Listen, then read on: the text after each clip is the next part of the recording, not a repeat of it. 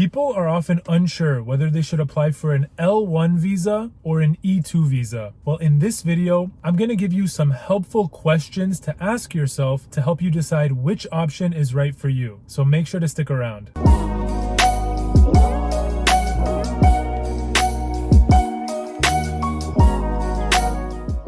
Hi everyone, my name is Michael Ashoori and I'm a U.S. immigration lawyer based in Los Angeles, California. At my law firm, we work with clients from all 50 states and worldwide, and we regularly post videos to make sure that you're up to date with the latest immigration news and tips. So if you haven't yet subscribed to our YouTube channel, make sure to hit the subscribe button now. Also, make sure to give this video a big thumbs up so that YouTube knows to share this information with more people. So as I mentioned, in today's video, we're going to discuss some helpful questions that you should ask yourself if you're debating between an L1 visa or an E2 visa. Both of these visa options are wonderful options for investors, entrepreneurs, business professionals, but they are quite different in many ways. So in this video, we're going to help identify which option is more appropriate for you. As a quick overview, let's discuss some of the basics of these visas. So the E2 visa is an investor visa. The way it works is that somebody invests in a US business. They can start a business from scratch, or they can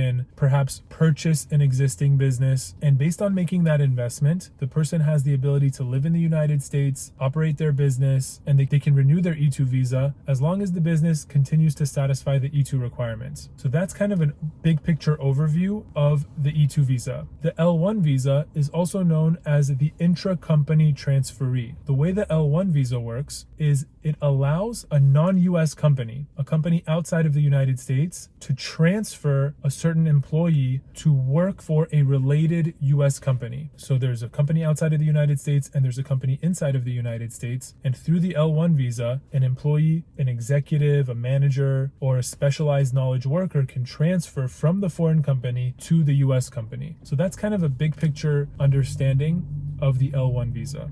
So with that, let's get into the questions. When deciding between these two visa options, the first question you should ask yourself is, what's my country of citizenship? I know it sounds funny, but you need to know your country of citizenship to see if you even qualify for an E2 visa. The E2 visa is not available to citizens of every single country. The way the E2 visa works is that it's based on a treaty. So in order for you to qualify or be eligible to apply for an E2 visa, you must have the citizenship of a country that has an E2 treaty with the United States. Now, many countries do have E2 treaties with the United States, such as Germany, the United Kingdom, Pakistan, Jordan, Canada, Mexico, and the list goes on. There's many countries that have an E2 treaty with the United States, but there are also certain large countries that do not have an E2 treaty with the United States, such as India and China. So the very first question that you want to ask yourself is, what's my country of citizenship?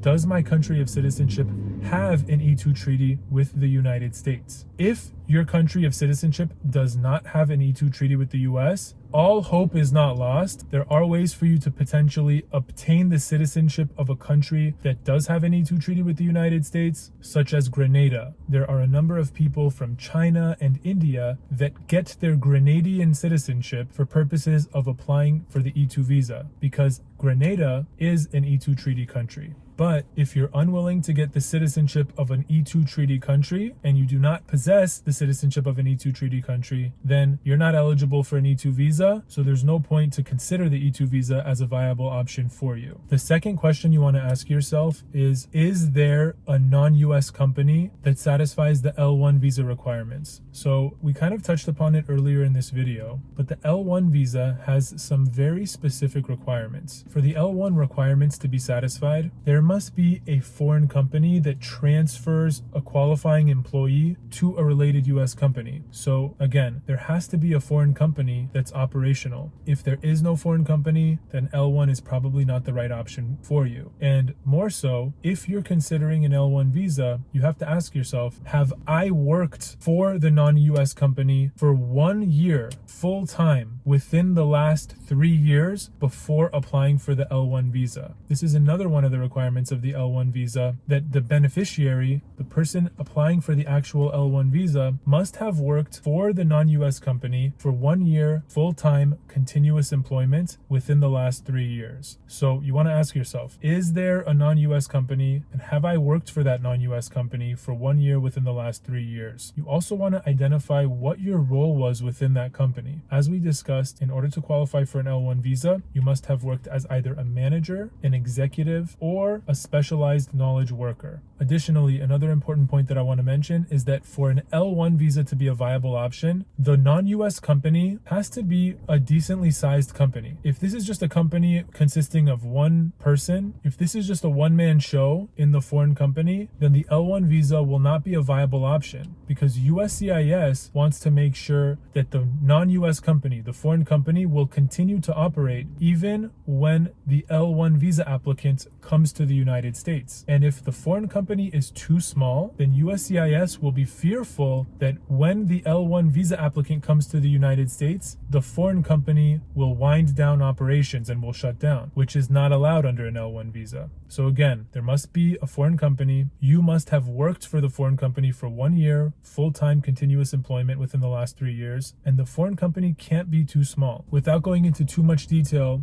another point that I want to mention is that the non-US company has to have some sort of a qualifying relationship with the US company. So the two companies can either be parent subsidiary with one another, or one company can be a branch office of another company, or the two companies can be affiliates of one another, but there must be some sort of a relationship between the two companies. So if those requirements aren't satisfied, then the L1 visa is likely not the appropriate option for you. Now, the third question that you want to ask yourself is, am I planning on investing money into the US business? And if so, how much money am I planning on investing? So as we discussed, the E2 visa is very much based on making an investment in a US business, and you have to make a substantial investment. Now, the E2 visa regulations don't necessarily specify what dollar amount is considered substantial. So technically, there's no minimum investment amount, but in practice, we typically recommend that somebody should aim to invest at least $100,000 in their business or more. Now, as I mentioned, investments for less than $100,000 can qualify, but we typically like to recommend at least $100,000 so that the client can have a better chance that their investment is considered substantial. Now, how does this apply to your calculation about whether you want to pursue an L1 visa or an E2 visa? Well, if you're not planning on investing any money into the US business, then you should know E2 is probably not the best option for you. And lastly, the fourth question that you want to ask yourself is, what are my long-term goals in the United States? If your goal is to become a lawful permanent resident, to eventually get your green card, you should know that both the L1 visa and the E2 visa,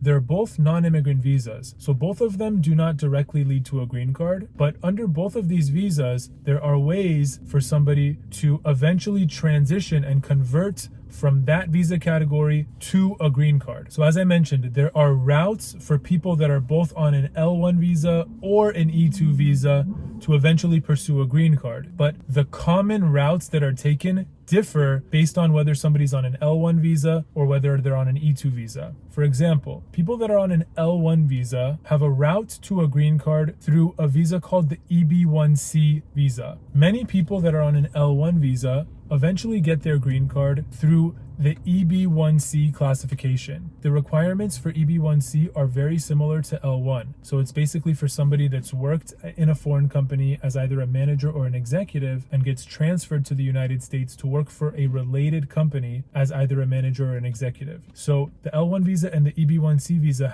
in many ways have a lot of overlap. So oftentimes it's very common to see somebody get a green card from an L1 visa by converting to EB1C. This isn't as common for E2. For people that are in the US on an E2 visa, one of the common routes to a green card is through EB5. EB5 is another immigrant investor category that allows somebody to invest in a US business, create jobs for US workers, and on the basis of that investment and that job creation, they could potentially qualify for their green card. Now, one of the reasons why this is a popular option among E2 investors is that if an E2 investor decides to pursue an EB5 visa, the amount of the investment that they've already invested into their E2 business could potentially qualify towards their EB5 investment amount. So for EB5, somebody's required to either invest $900,000 or $1.8 million, depending on where the business is operating. If the business is operating in an area that is facing economic hardship, then the investor could potentially qualify for the reduced investment amount of $900,000. But the point that I want to make is that if the E2 investor chooses to use their E2 business as the enterprise that they invest into to get an EB5 visa, then the amount that they've already invested into their E2 business can count towards their EB5 investment amount. So if somebody invests $200,000 to get their E2 visa and they later decide to pursue an EB5 visa to get their green card, then they just have to make up the difference between what they've already invested and what the total EB5 investment amount is in order to reach the required investment amount for the EB5 visa. So again, I want to make it clear that under both the L1 visa and the E2 visa, there are routes to obtain a green card. And I also want to make clear that EB5 is available to both people that are on an L1 visa and an E2 visa. And EB1C is also available to people on an L1 visa or on an E2 visa, assuming that the requirements for these visa categories are met. So there you have it. In today's video, we discussed 4 separate questions that you should ask yourself to determine which option is right for you, whether the L1 visa is right for you or the E2 visa option. And just to go over those questions again, the first question was, what is your country of citizenship? That's going to be very important to see if you qualify for an E2 visa. Second question you want to ask yourself is there a foreign company? And with that foreign company, did you work for that foreign company for 1 full year within the last 3 years in some form of qualifying employment as either a manager, executive, or specialized knowledge worker? The third question you want to ask is, are you planning on investing into the US business? And if so,